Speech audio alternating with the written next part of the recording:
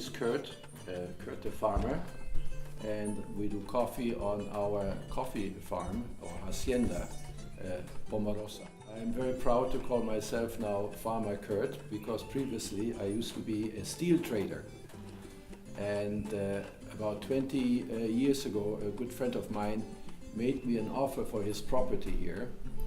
And well, I couldn't refuse it, and we got involved in coffee. My family in general had lots of fun doing coffee. Coffee is quite an exciting commodity, ups and downs, but very rewarding because I have my own coffee on the farm. And our coffee is considered a gourmet coffee, a specialty coffee, and it is a specialty coffee because we pay special attention to details.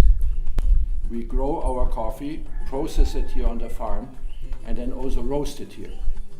And this gives us access to control, and this is very, very important in coffee because many people today try to cut corners, and consequently their coffee is a little bit inferior to ours. A little bit is an understatement, probably lots of inferior. It's a scenic beauty of our hacienda, which is located about 3,000 feet altitude with view to the Caribbean. And if I have a favorite part of the year, it would be March, April, when the coffee flower is in bloom. I think there is a interest in finding out more about coffee, just drinking out a paper cup. We are a natural for coffee in Puerto Rico. Coffee at one time was the #1 crop, followed by sugar and tobacco, and it should come back. Well, it's the quality of our coffee, the attention to details, the special machinery we have. For instance, our peeler uses very little water, which has been a problem in the past because in the old days people would use a fermentation process which polluted the rivers and brooks close by, killing all little animals. When we harvest the coffee, which is usually during beginning of October through December, we take the coffee, which is selected especially by our workers because they have a special mission only to harvest the ripe coffee, the red coffee. It's called the coffee cherries.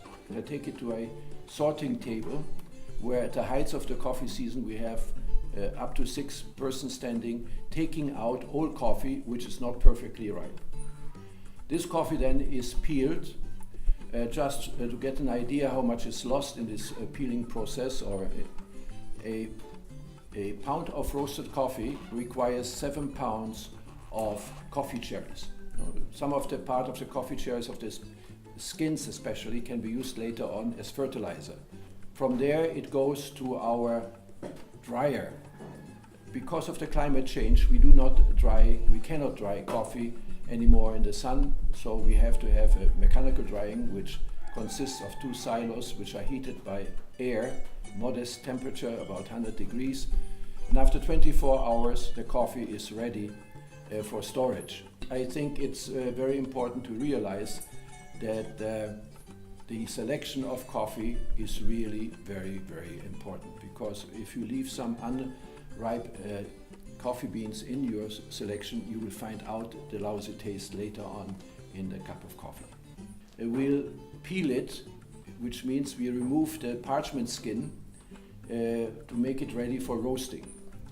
We have a fluid bed roaster. We are very happy with it. It was invented by Mr. Michael Sivet of Corvallis, Oregon, a very, very ingenious person.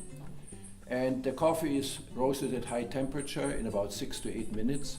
And from then the coffee is cooled very quickly and taken to a table where we have a bean counter. Once again, make sure that all coffee is of equal color, no defects, and we comply with the requirements of the Specialty Coffee Association of America. We're very proud that we have a high quality coffee, and this is one requirement we have to maintain. We have 2 different brands for coffee. One is our Gold brand and the other one is a premium.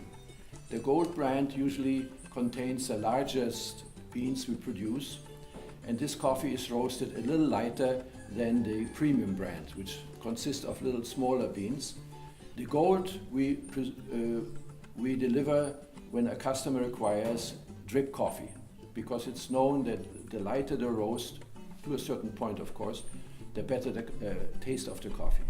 And for espresso, we use the premium, which is a little darker roasted.